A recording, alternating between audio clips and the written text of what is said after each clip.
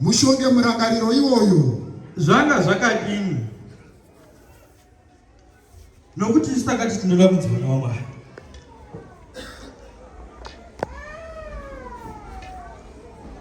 Toverenga rugwaro kumasuro runonditi newe nekuti wakapaverenga nditizvo takawana papi pakunzi tinzi vana vaMwari. Ndokubva todzoka kumasure Kristu Jesu warovererwa pamuchinjikwa. VaJudha vakamuroverera vachiti vadini? Vagona. Uye vakanga vachiti zvapera zvenda mwana wangu. Asi nokuti pane chakasanangurwa naMwari chakanga chiri pamusoro paKristu Jesu. Zvanga zvisingagoni kuti rufu rwake zvizongova kupera zvichingozopera semamwe mafiro akanga achita vanhu. Ndokubva umwe murwi wakanga aripo wakanga ane bvumo rakanga rakareba wakasvika ndokubva wabaya rutivi rwaKristu Jesu. Ndokubva pobuda chi? Mvura neropa. Hazvina kuenda kundosvinga, zvakandongana ndokubva zvoita chikuyiwa nditizvo. Ndokubva zvotsva nezuva ndokubva zokwira kudenga. Kudenga kwazvakaenda zvakandofamba chi? Makore. Aya akanga ari makore omweya mutsvene ndokubva mvura yonaya. Saka tikadzoka kumashure uko Nikodhimasi achinda kuna Jesu wakandosvika ndokubva dzakanga dziri nguva dzemadekwana. Tiri pamwe vakomana. Ndokubva Nikodhimasi woti nandishe zvamareva zvinhu vasandida kuzvidini kuzvinzwisisa. Todudzira mashoko apiko. Pane muranda wakandasi wakanga akagara mungoro wakanga achibva Jerusarema. Wakanga achiverenga. Uye wakanga ane hipi yamabhuku andindizvo. Kana ari maZioni tinoti wakanga ane mabheki namabheki amagemenzi. Asi zvaakanga achiverenga hana kuzvidini. Filipo ndokubva otuma kuti Filipo manya pangoro. Pane muranda uripo asi zvaanoverenga azvidini hazvinzwisisi. Ndosaka Nikodhimasi akadzoka kuna Jesu. Nekuti zvakanga zvataurwa pamusoro pekuzvarwa pacho haana kuzvidini kuzvinzwisisa. Ndokubva ndobvunza. Iye ndokubva muti munhu unozvarwa pacho nemvura nomweya. Saka todzoka kumashure manje. Kristu Jesu arovererwa pamuchinjikwa. Mvura neropa zviya zvakafoma zvakaungana ndokubva zvoenda kudenga ndizvo. Ndokubva zvonaya kududzira rubhabhatidzo rwedu rwakanga rune ropa romwanakomana waKristu Jesu. Tose ndokubva tonzi chi? Vatsvene. Rugai. Tava pamwe vana mai. Takudzidzisana pa. Ndizvozvo. Nhasi uno ndo tinonyorwa magwaro anoti pana Petro wokutanga 4 verse number 1. Verenga mubambo tinzwa. Mashoko aPetro 4 number 1. Petro 4 verse number 1. Naizvozvo Kristu zvaakatambudzika panyama. Kubvira pakutanga Kristu akatambudzika panyama. Zvatadudzira pano zvakazotipa kuti ndizvona watsveko. Nokuda kwokutambudzika kwaKristu Jesu panyama nekuti ropa rakanga richibuda parakanga risingabudi pamweya raitobuda panyama yomunhu mupenyu rugare. Zvonzi naizvozvo Kristu akatambudzika panyama. Verenga nemivo imi manje mushonge murangariro iwoyo. Hazvinei kuti ani kana upi handindizvo. Nokuti munhu wakatambudzika panyama. Mira ukama rugare. Tataura zvemvura yeruponeso haina kunaya vakanga vachinzi vazive odo. Yakanaya munhu wose handindizvo. Asi kana munhu ari panzove kana akarwara manje munenge moda kundikonewa ndizvo. Munenge moda kundidini kundikonewa. Rugare. Nekuti tinopopota tichiseka-seka asi tinozoona kuti zvimwe zvonyanya. Rugare vana vaMwari. Regai tidzoke pamashoko edu handindizvo. Tikadzoka kumashoko kuya kunotiti nekuti tose takagarira evhangeri raKristu Jesu. Zvinoreva kuti kana takagarira pano tinoverenga kuti tizotendeutsa vasingaverengiwo. Ndosaka tichiti hazvireviwo wakapfeka gemenzi bodo. Asi mvura yakanaya yakatona nyoka kasingatopindi zo nyoka kasingazimwa. Ndokubva iyewo zvarwa patsvane mvura nechinomwe yamutsvene. Neropa raKristu Jesu rakanga rafumwa ndobva zoenda kudenga. Ruga. Kana tangu bade ngukwete kuzondivhunza ndizvo. Zvekuno kuchechi zvinoperera kuno. Zvekuzototibvunza kuti zvakini ndichazviri izvozvo. Zvakwana pamanondo. Ruga. Verenga tinzwa. Nokuti munhu wakatambudzika panyama warega zvivi kuti panguva yakasara panyama arege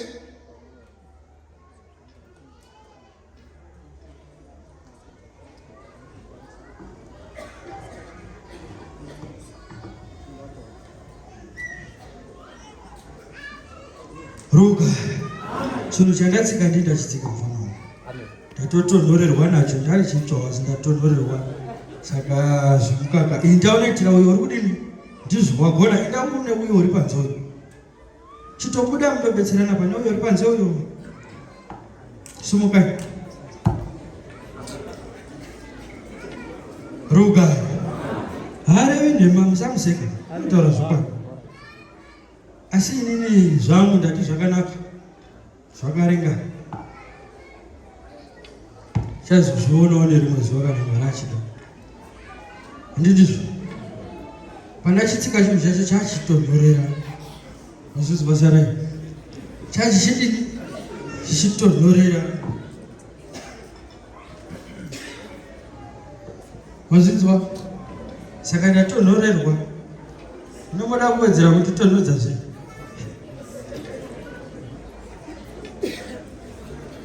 Anodenga ndachizwa zvii. Napamusoro pegumba apo kutonhorera. Vambarozva mowedzera zvizvimwe. Musadaro wabva. Ndakanganwa pandakandirwa. Naizvozvo Kristu zvaakatambudzika panyama. Kristu akatambudzika panyama wakomana. Nemiwo mushonge murangariro iwoyo. Chinotimanikidza kuti isu tigoshonga murangariro iwoyo chiripo. Nokuti munhu wakatambudzika panyama. Pane wakatambudzika panyama. Warega zvivi. Watotambudzika panyama warega zvivi.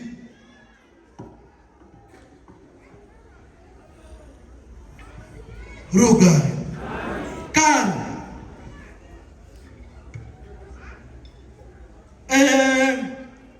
Pane vakomana vakanga vakazarirwa murenje. Handizvo. Vanhu vachifamba rwendo rwavo rukuru. Ndokubva vamwe vakomana vozarirwa pai murenje. Asi nokuda kwetsika dzakare manje. Vakomana ava vana kuzosangana nokudzingiswa rugare. Ndodzaiva tsika dzakare. Handizvo. Havana kusangana nechi nokudzingiswa. Kudzingiswa kwaitwa kutambura panyama. Handizvo. Munozvinzwisisa here? Kutodzingiswa kwaiva kutambudzika panyama. Saka rufu rwakanga rwodaidzirwa muHari manje. Kwaitodana nevamwe vaya vakanga vabuda murenje vasina kudini. Saka nhasi unotoverenga toti munhu watambudzika panyama warega zvivi. Zvose zvakanga zvichizowira vanhu mangwana. Zvakanga zvisingabvi kune divi revanhu vakanga vakadzingiswa bodo.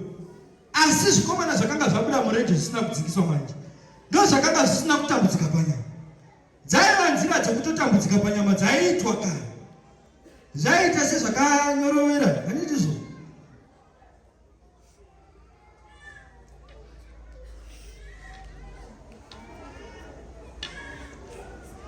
Ruga. Verenga tinzwa. Kuti panguva yakasara panyama arege kurarama nokuchiva kwavanhu asi nokuda kwaMwari. Nokuti nguva yakapfuura yakaringana kuita kuda kwavahedheni nokufamba nokutere nokuchiva nokumwa waini. Ruga. Tamboverenga mwe vhesi mangwanani kwandandiriko. Saka chimbonidzokorera vhesi iyoyo. Ndigodarikira ndoenda panhema. Nguva ndati yapera ndizvo. Ndodzokorora. Inda pana Luka 13 umwe ngasumbire Bhaibheri. Kana kuti indakasira ngwangu. Ruga. Nzira dzakare, nzira dzokudzingiswa. dzava nzira dzekuti zvinhu zvichiitwa zvaitotambudza munhu. Munozvinzwa zvaitodini?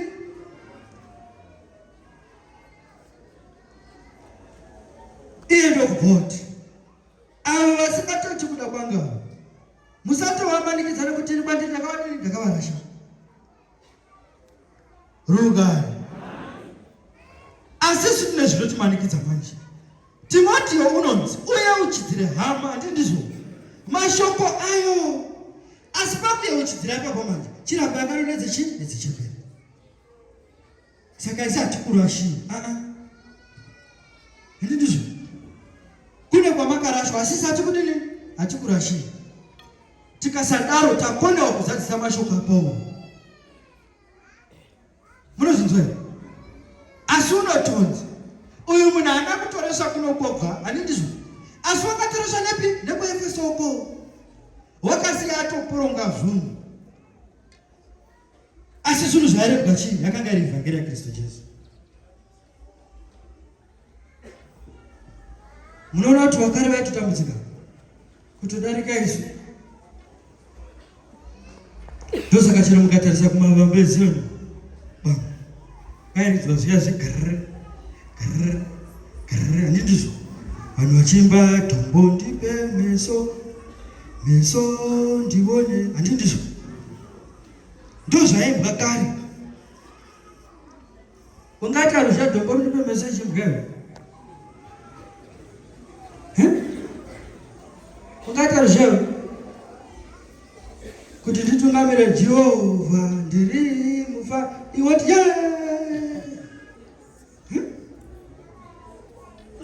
hadzisi nziyo dzemufaro. Dzaiva nziyo dzaidzidzisa vanhu, dzaidzosera vanhu pachinyakare. Chinyakare chava chipo, ndo nzira dzakanga dzifamba naKristu Jesu. Dzakanzi mwanangu, chero zvozodini usazotsaudzira panzira dzemadzibaba ako.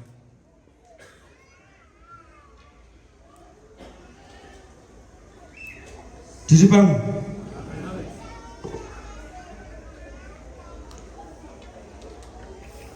Chiverenga tinzwe kwangu. Mashoko aRuka 13 number 1 tikwaruka. Manzwi makuru tendeukai. Tendeukai ndizvo. Apa tinoda kutombopedza tichingozadza tichinda tese. Hatisina patichagumira ndizvo. Toda kuti tikasire kubata nguva. Ruka. Ukaverenga 55 muprofita Isaya.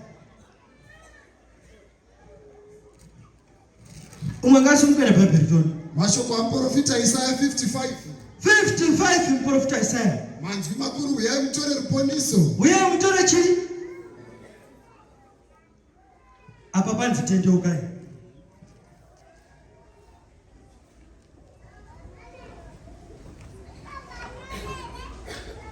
Rugare vanhu vamwari.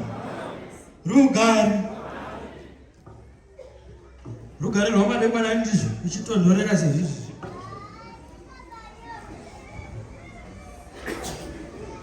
Ndero madekwana ichitotonhorera sezvizvi.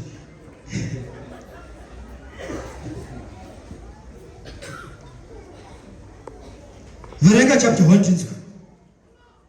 Yaruka. Chapter 1 1 verse ya 55 iyoyo. Pa number 1 number inoti. Nai imi Mose. Imi Mose ini.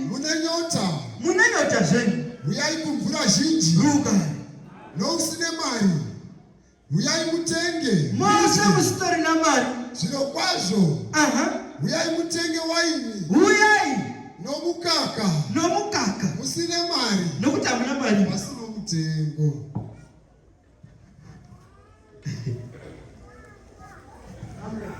Dzokorora. Zokorora tinzwa. Nai imi Mose. Imi Mose ini. Munanyota ini mo. Uyai kumvura zhinji. Imamudi manje. Nousine mari. Apana vanhu mari apa. Mutenge. Chitoya mutenge manje. Zvino kwazvo uyai mutenge waini nomukaka. Uyai mutenge waini nomukaka. Imi musine mari. Nokuti hamuna mari. Ruka. Zvaitongwa neko. Handi ndizvo. Nokuti kwanzi uyai imi Mose musina mari. Asi kunozonzi uyai mutenge.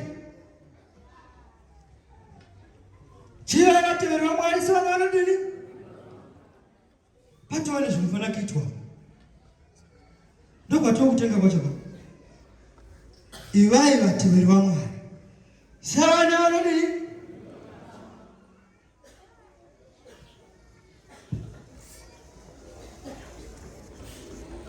Ndizvo rezenda.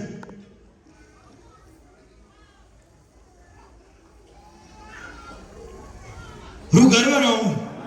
Zvanzi Mose. Hapana kusharudzwa munhu. Mose. Imi Mose vane nyota nezhara. Uyai mutore ruponeso.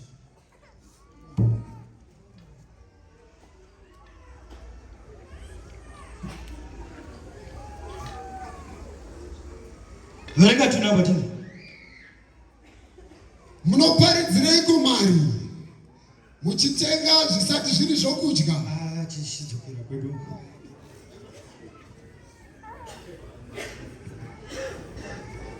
Ruga.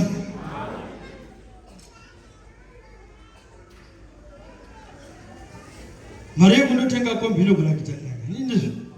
Nekuti ndinogona kundochera chigorodhe changu kana ndikaita mhanza yakanaka ndinochinonga.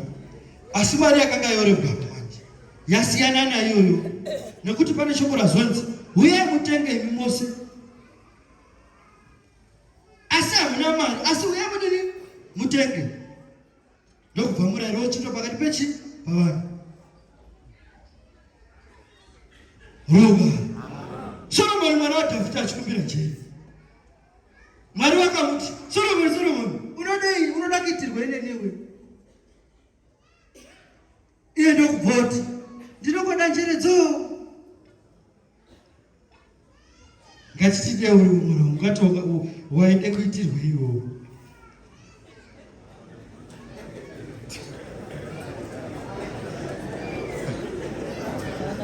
Ruga. Solomoni mwana waDhavhidhi. Ndokuitireko nandiwe. Ndokubvoti ndinokonda njere dzoga. Mazvitwa. Iwe Kristo Jesu ndokubva woti uyu munhu zviro kwazvo wakadini wakachenjerawo. Pamusoro penjeri ndichamupa zvose nepfuma. Munobanzwa? Zvairevei? Nekuti Solomoni wakanga akaitira Mwari zvakanaka. Uye waifadza Kristo Jesu. Ndokubva watofamba nenzira nemirayiro yake. Zvose zvaikumbirwa naSolomoni. Hapana chaaishayiwa ndizvo. Asi kune zvimwe zvaakanga asingatokumbiri. Ndo zvainzi izvi zvaizotoya sei somubhasera.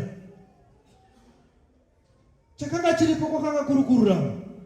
Ndokwaita kuti Solomoni zvaaishumira zvose zviuye kubva kuna Kristo Jesu. Ruga.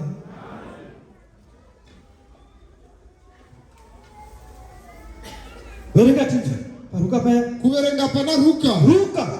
Nenguva iyo manje vamwe vakanga varipo. Vane vairapo. Vakamubudza shoko ravagariria. Ndokubva voudza shoko ravagariria. Vakanga vavhenganisira ropa ravo nezvibayiro. Vagariria vakanga vavhenganisa ropa nezvibayiro zvaPirato. Akapindura akati kwavari.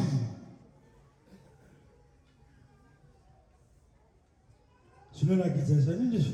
Panamba 1. Nenguva iyo vamwe vakanga varipo. Vamwe vaivapo. Vakamubudza shoko rokuti vakanga vavhenganisira ropa ravo nezvibayiro zvaPirato. Zvibayiro zvakanga zvavhenganiswa neropa raPirato. Ruga.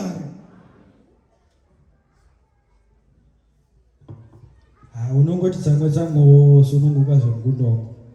Zvatodarika ndizvo. Zvatodarika izvimamezi.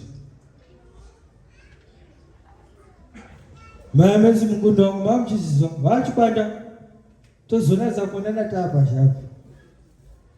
Handindizvo. Tozoonana tavepi.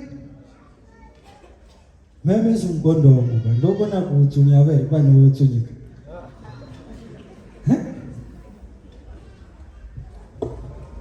Ruga. Zokora 1 namba tinzo.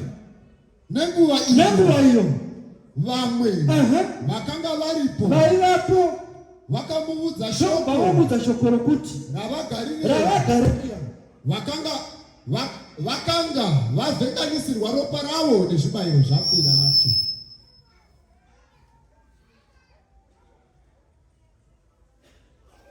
Rugare verenga tunamba ngombe.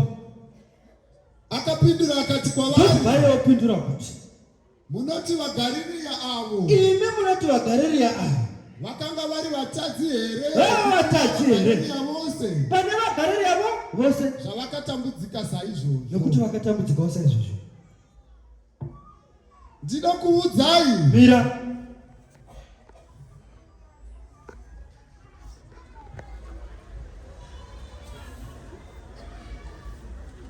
handiti tichadzoka kumashure shure, tikadzoka nenguva iya yezvipiriso iya, nguva iya naAbhurahama yavainzi chekai zvibayiro muchiisa kuna Mwari.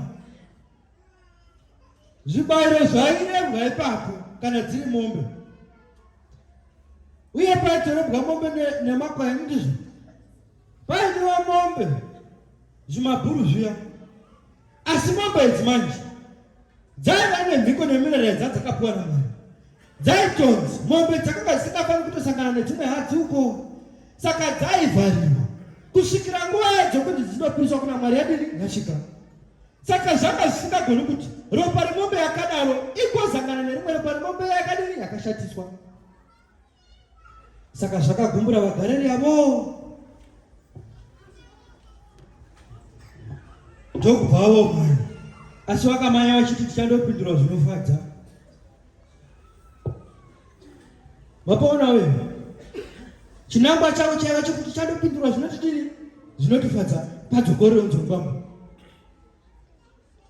Akapindura akati, ndokubvawapindura kwavari akati, munoti vaGarirea avo. Imi munoti vaGarirea avo vakanga vari vatadzi here? Vaiva vatadzi here vose kupfuura vaGarirea vo zvavakatambudzika vose izvozvo.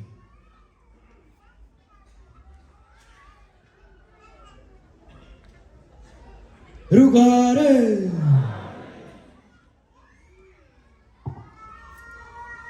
dzakatinzwa. Ndinokuudzai, ndozvondotokuudzai izvi, kwete bodo, asi kana musingatendeuki, imi mose muchaurawa saizvozvo. Ndinokuudzai. Chiara pane vati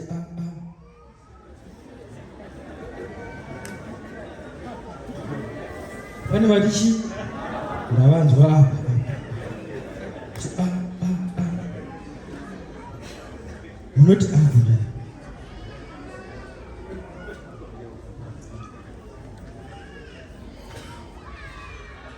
Zvanzi namashoko waJohana, uyo unoti unoda Mwari asi achinanga hama yake, zviro kwazvo uyo murevi wenhema, uyo murima uri mai.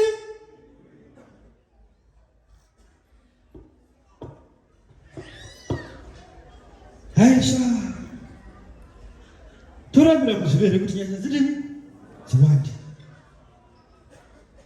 Ndiko saka rubaro rwati dhumena mungwambo usavhunduka usateerera vanhu, verenga wakadaidzirisa vasazvinzwa.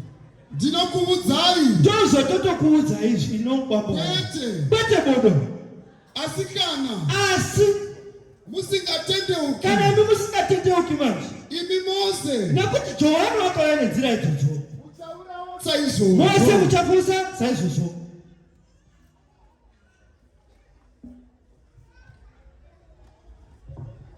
Verenga pazasi mungwambo. Kana vaya vane 10 vane 10 vakawirwa nesvingo yeSiraomi ikavauraya, munoti vakanga vane mhosva kukunda vanhu vose vakanga vasina zvirokwazvo. Ndinokuudzai, kwete bodo, asi kana musingatendeuki, kana imi musingatendeuki vakomana, imi mose nemivo muchaurawa saizvozvo.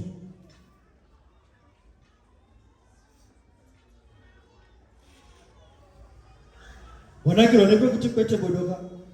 Ndinokuudzai, kwete bodo, asi kana musingatendeuki, imi mose nemi mosewo muchauraona izvozvo.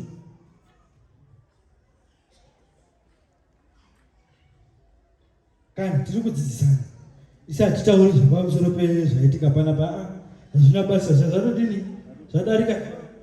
Isu takutaura pamusoro perugwaro, handindizvo, nekuti runoti Johani wakauyawo nenzira idzodzo, ndokubva kuti mose tendeukai, handindizvo, ndokubva momuramba iye, ndokubva wauya pane zvake. Verenga tinzwa Johani 1:6, verenga mashoko aJohani 1:6. Kwakanga kuno munhu wakanga akatumwa naMwari, zita rake rainzi Johani. Wakanga achinzi Johani. Iye wakauya kuzopupura kuti, wakauya chiramba chokupupura pamusoro pechiedza, kuti vose vatende naye, kuti vose vatende naye. Uyo wakanga asati ari icho chiedza, asi wakanga ari chiedza, asi wakatumwa kuti apupure pamusoro pechiedza. Ichi chiedza chazokwadi, chiedza chakanga chiri chazokwadi. Ichi chiedza chazokwadi, verenga, chinovhenekera munhu mumwe nomumwe, verenga, pakusikwa kwacho panyika. Verenga, wakanga ari panyika, ndokubva wauya panyika manje, asi nyika haina kumuziva. Nyika ndokubva dini, wakauya kune zvake, asi wakatouya kuti panyika pane zvake, asi vanhu vake havana kumugamuchira. Asi vose vakamugamuchira, wakavapa simba. Chireka kutukwa nekudini, nekuropafadza. Tatupaona kadendere mwanangu, kutukwa nekudini, nekuropafadzwa. Nguva isati yopera,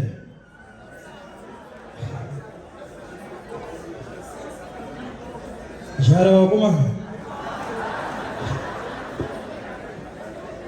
sati tinachatadini, hatina chatarya isi, tine zhara.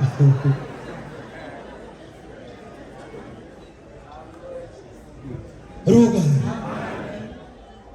mapanzwa kuti wakauya pane zvake, asi nyika ikamuramba. Saka shoko rekutuka nekuropafadzwa manje kune vaya vachiti hatiti mapaona kuti pakati paivavo vose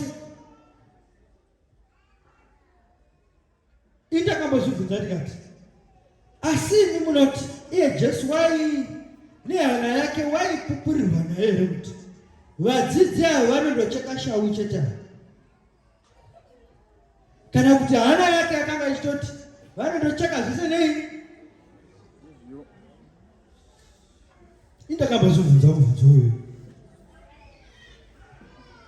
Ruga zvanzi vose vakamugamuchira akavapa simba, asi vasina manje vakava neshamhu pamusoro pazvizvo. Kristu Jesu nenguva yaanotoisa kushata mukati memunhu, munozviziva here?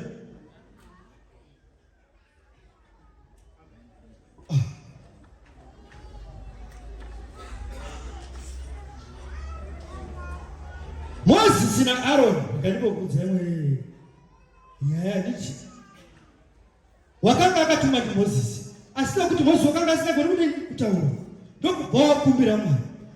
Ivo ndokubva kuti chitora mupoma wapani Aroni, mufambe mose, ndouchatodudzira zvisi zvatichati utaure pamberi pake. Vatoenda ikoko, vakasvika kunyika yakanga ina Faro. Paiva kuIjipita ka ndiko ruga ndokubva vasvika kuIjipita. Ndoda kuratidza kuti Mwari unotongaiswa kushata mukati memunhu.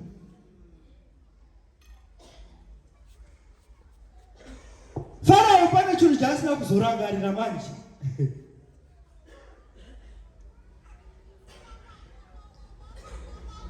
Vatumwa vaMwari naMozisi naAroni nevana vaIsraeri vakanga vatova pakati pegungwa. Asi zvirokwazvo ndinoti Farao wakanga achifamba musina nguva achiona gungwa rakadini rakazara. Asi Mwari ndokubva wavindisa mwoyo waFarao, ndokubva wopinda pai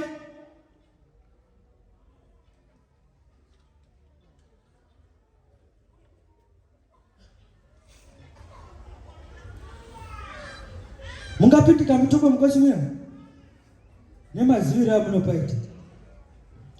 Asi Mwari manje ndo akashatisa moyo wa Farao. Ndokugwa tineni ndinopa dini, ndinopa pinda. Asi zvaireva rufu rwake.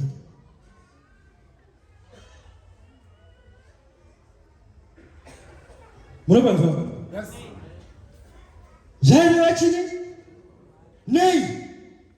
Nokuti vana vaIsraeri vatopinda. Iye Farao ndonguva dzakatozoteverawo kumashure.